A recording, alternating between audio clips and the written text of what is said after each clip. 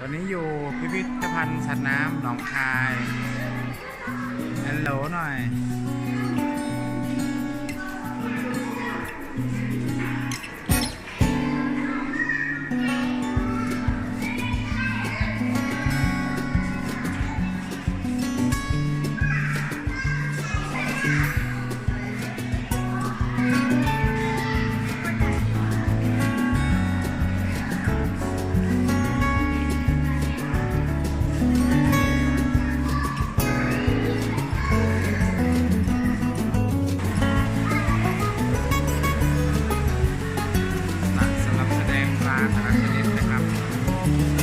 อาเชลองมองขวาดิเห็นกระดูกปลาไหม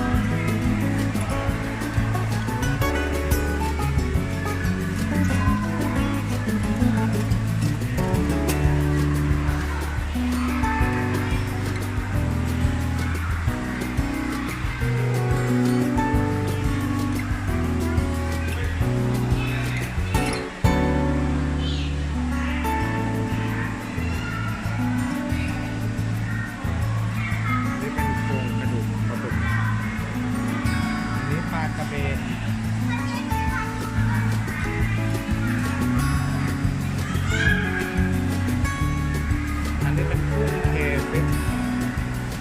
ล็อบสเตอร์น้ำจืดอันนี้ช่อนอเมซอน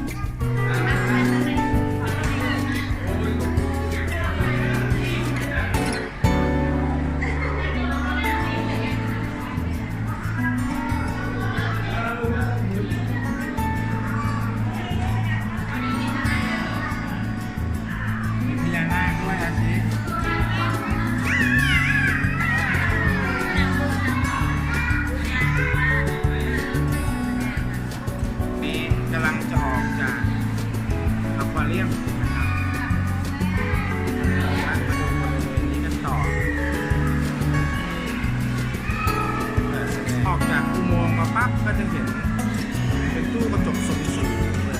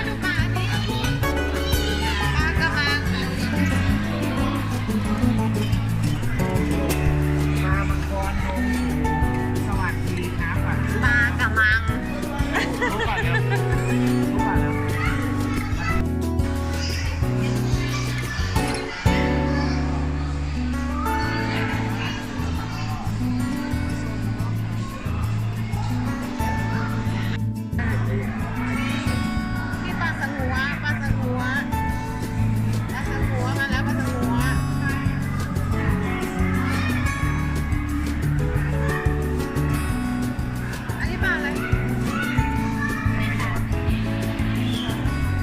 ไหนโน้นเหรอ กินไหม อันนี้บ้านยอที่เราชี้กินโอ้อันนี้ปลาอะไรเนี่ย กินมา ปลาดุกฝุ่นเหรอปลาอะไรตัวใหญ่ๆพี่ดูว่าปลาอะไร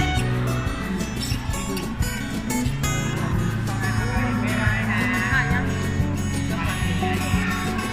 อันนี้แหละอันนี้ปลาตะเพียนนี่บ้านยอ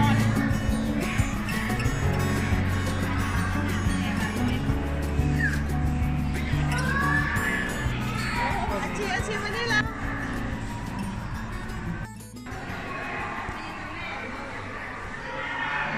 กำลังมาแล้ว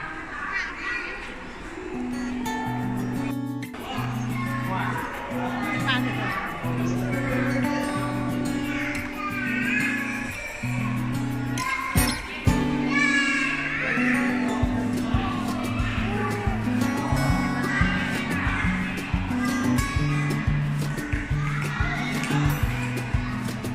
ถ่ายเห็นไหมถ่ายไหมนี่ไงปลาลูกน้ำโขงเริ่มมาดูตัวแรกตรงนี้เลยค่ะ อันนี้ปลาน้ำกร่อย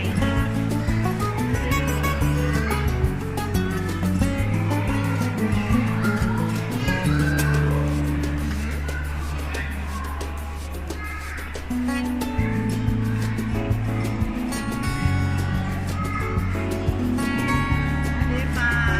น้ำโขงอันนี้ปลาอะไร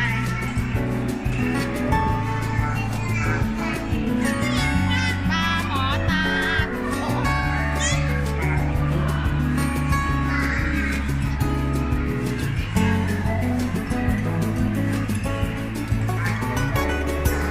ปลาตะโกบ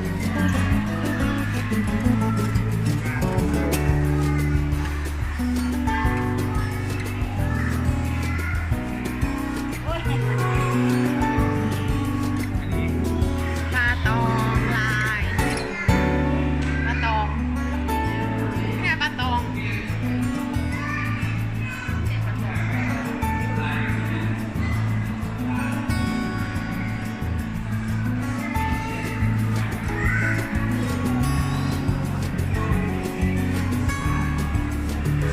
ปลาสะตือ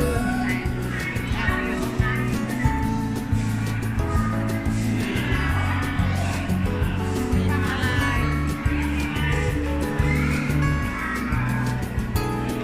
ปลากายกับปลาตองคนละอันกันอ่ะ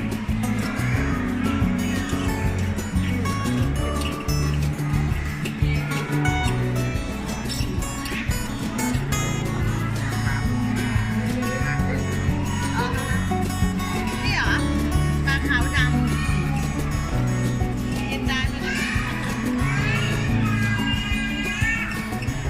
อันนี้ปลาอะไร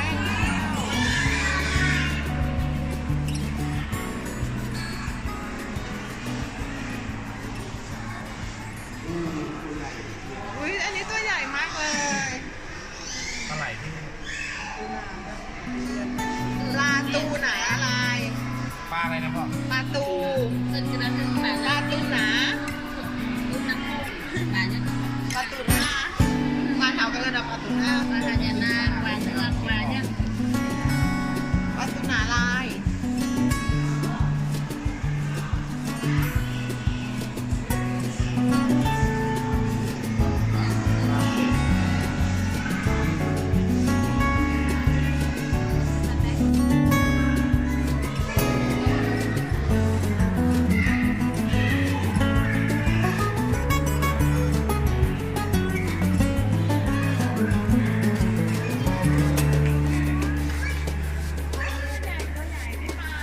ปลาเก๋าทะเล